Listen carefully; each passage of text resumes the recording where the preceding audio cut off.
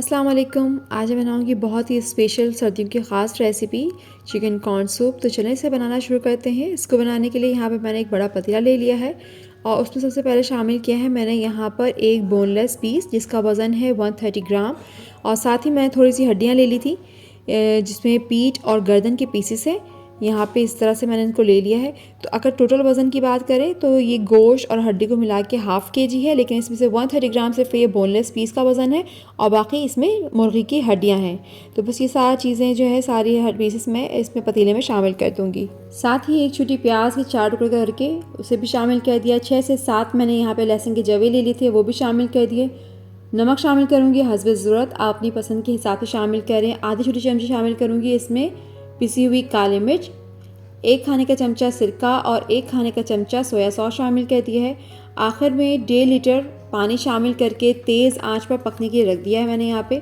इसको एक दफ़ा हिला करके चमचे से अच्छी तरह से मिक्स करके इसको अब एक उबाल आने के बाद लो फ्लेम पर 30 से 40 मिनट तक यखनी को अच्छी तरह पका लेंगे।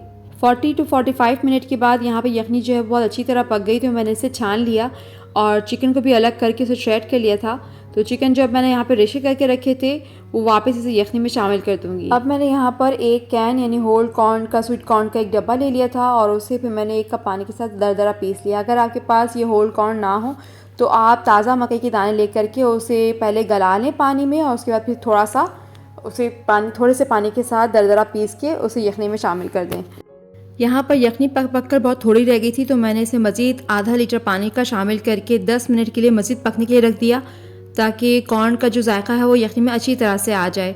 10 मिनट के बाद यहाँ पे सूप बिल्कुल तकरीबन तैयार है। इस टाइम पर अगर आप चाहें तो नमक चख लें, अगर ज़रूरत हो तो इसमें मज़ीद नमक डाल दें।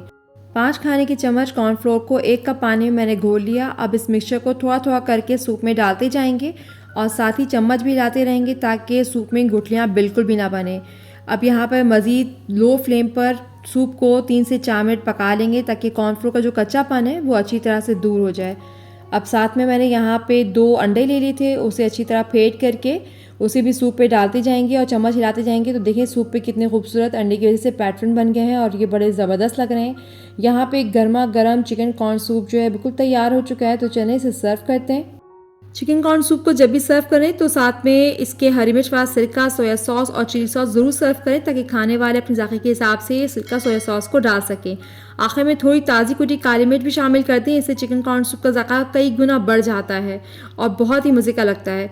तो बस ये थी आज की रेसिपी। उम्मीद करती हूँ कि आपको आज की रेसिपी ज़रूर पसंद आई होगी। पसंद आई है तो लाइक करें, शेयर करें। चैनल पर अगर नए हैं तो चैनल को सब्सक्राइब ज़रूर करें। Thanks for watching. अल्लाह हाफिज़।